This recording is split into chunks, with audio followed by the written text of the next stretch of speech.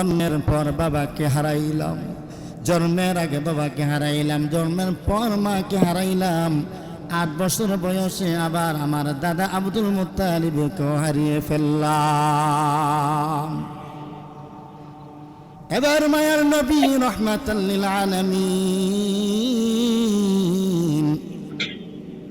চাচা আব্দুল মুত্তালিবের হাতে লালন পালন হয়। মায়ার নবী কত রহমতের নবী, মায়ার নবী যে কেমন রহমতের নবী। একদিন আবু তালেবের সাথে ব্যবসা করার জন্যে ওই সিরিয়া বুসরা শহরের মধ্যে চলে গেলেন। বুসরা শহরে যখন গেলেন, ওখানে এক পাদ্রী, ইহুদি পাদ্রী মায়ার নবী রাহমাতাল লিল আলামিনকে চিনে ফেলেছে। ওখানে চিনার পর মায়ার নবী কিশোর ওই মুহাম্মদের হাতের মধ্যে ধরে ডাক দিয়ে বলে, হাযা ইয়া রাহমাতাল লিল আলামিন, হাযা ফাদলুল্লাহি রাহমাতাল লিল আলামিন। এই সন্তান সাধারণ সন্তান নয়, এটা এমন সন্তান, এই সন্তান তামাম পৃথিবীর নেতা হবে, তামাম জাহানের নেতা হবে। শুধু তাই নয়, তাই নয়, এই সন্তানকে আল্লাহ পাক রব্বুল আলামিন গোটা তামাম পৃথিবীর জন্য রহমত হিসাবে প্রেরণ করছে। বলেন সুবহানাল্লাহ। গোটা তামাম পৃথিবীর জন্য রহমত হিসাবে প্রেরণ করলেন। এই পাদ্রী যখন এই কথা বললেন, চাচা আবু তালেব ডাক দিয়ে বলে, আপনি কেমন করে জানলেন এই সন্তান তামাম পৃথিবীর নেতা হবে? এই সন্তান তামাম পৃথিবীতে রহমত হিসাবে প্রেরণ করছে আল্লাহ, কেমন করে আপনি জানলেন? ও ইহুদি পাদ্রী ডাক দিয়ে বলে, কেমন করে জানলাম? তোমরা যখন কাফেলা নিয়ে আসতেছ, যখন আমি তোমাদের দিকে দৃষ্টি দিয়ে তাকাইলাম, তাকানোর পর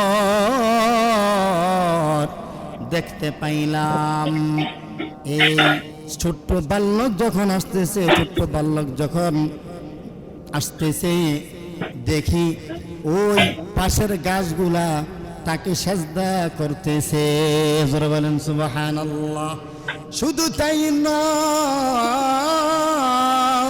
নয়, শুধু তাই নয়, আকাশের মেঘমালা পর্যন্ত এই বালকরে ছায়া দিতেছে। সুবহানাল্লাহ। নবী ছাড়া এই কাজ কেউ তারা করতে পারে না। নবী যদি না হইতো তাহলে এই বৃক্ষরাজিগুলা তাকে সেজদা করে না। নবী যদি না হইতো তাহলে ওই মেঘমালা তাকে ছায়া প্রদান করে না। আর যে মোহর দেখতে পাইলাম তার শরীরের মধ্যে, মোহরে নবুয়ত দেখে আমি বিশ্বাস করলাম সেই নবী হবে, এবং এই বালক দামি বালক। সুবহানাল্লাহ। ওই পদে ডাক দিয়ে বলে, আবু তালেব বলো এটাকে। আবু তালেব ডাক দিয়ে বলে, এটা আমার বেটা। ওই পাদ্রী বলে, না না না, এটা তোমার বেটা হতে পারে না, এটা তোমার সন্তান হতে পারে না। আবু তালেব ডাক দিয়ে বলে, তুমি ঠিকই বলেছ, এটা আমার সন্তান না, এটা আমার ভাতিজা, আমার ভাই আব্দুল্লাহর সন্তান। বলে, ওই আব্দুল্লাহ কোথায়? বলে, আব্দুল্লাহ যখন এই বালক জন্মগ্রহণ করছেন তার পূর্বেই তাকে দুনিয়া থেকে আল্লাহ তাআলা নিয়ে গিয়েছেন। এইভাবে যখন মায়ের নবী রহমাতাল লিল আলামিনের রহমত শুরু হয়ে যায় তামাম পৃথিবীর মধ্যে, পাদ্রী ডাক দিয়ে বলে, ও আবু তালেব, এই বালককে তুমি আবার মক্কার মধ্যে নিয়ে যাও, আর যদি শহরের মধ্যে ঘোরাঘুরি করো তাহলে কাফের বেঈমান মুশরিকরা এই সন্তানকে হত্যা করে ফেলবে। যাও যাও যাও, তাকে ওই মক্কার মধ্যে নিয়ে চলে যাও। আবু তালেব চাচা ডাক দিয়ে বলে, ঠিক আছে, আপনার কথা আমি বিশ্বাস করলাম, কারণ আপনি তাওরাত পড়েছেন, তাওরাত কিতাবের মধ্যে সব ঘটনা আপনি উল্লেখ করে দিয়েছেন। আমার বাতিজা মুহাম্মদের কথা আপনি তাওরাতের মধ্যে পেয়েছেন। যান, আপনার কথা বিশ্বাস করলাম আমি মুহাম্মদকে নিয়ে এখনই আমি ওই মক্কার মধ্যে চলে যাইতেছি। মক্কায় চলে গেলেন আবু তালেব এই মুহাম্মদকে নিয়ে যাওয়ার পর আল্লাহ তাআলা মায়ার নবী রাহমাতাল লিল আলামিন আল্লাহর হুকুমে 3 বছর তলাম গোপনে গোপনে ইসলাম প্রচার করে। 3 বছর গোপনে গোপনে ইসলাম প্রচার করা আরম্ভ করে দিলেন।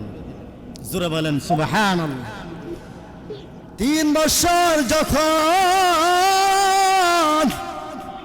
গোপনে গোপনে ইসলাম প্রচার করা আরম্ভ করে দিলেন, এবার আল্লাহ তাআলা 3 বছরের পরে আল্লাহ তাআলা বলে, ও হাবিবুল্লাহ, এখন আপনি প্রকাশ্যে আপনি দ্বীনের দাওয়াত দেন। আল্লাহ তাআলা ডাক দিয়ে বলে, ওয়ানযির আশীরাতাকাল আকরাবিন।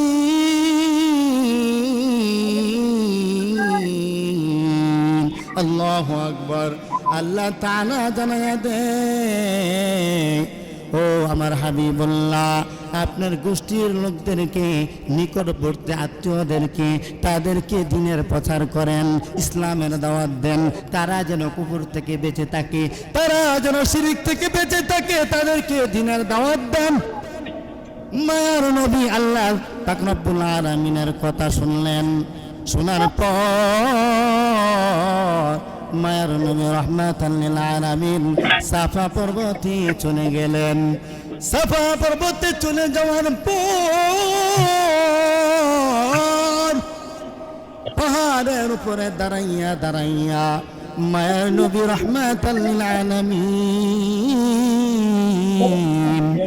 ও আব্দুল মুত্তালিবের বংশধর ও হাশিম গোত্রের লোকেরা, তোমরা কোথায় আসো? তোমরা পাহাড়ের তলে দেশে আসো।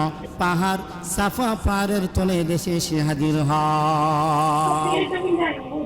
মায়ার নবী রাহমাতাল লিল আলামিন কথা বলার পর সমস্ত কুরাইশের লোকেরা যারা পেরেছে, সমস্ত লোকেরা ওই পর্বতের মধ্যে গিয়ে হাজির হয়ে গেছে।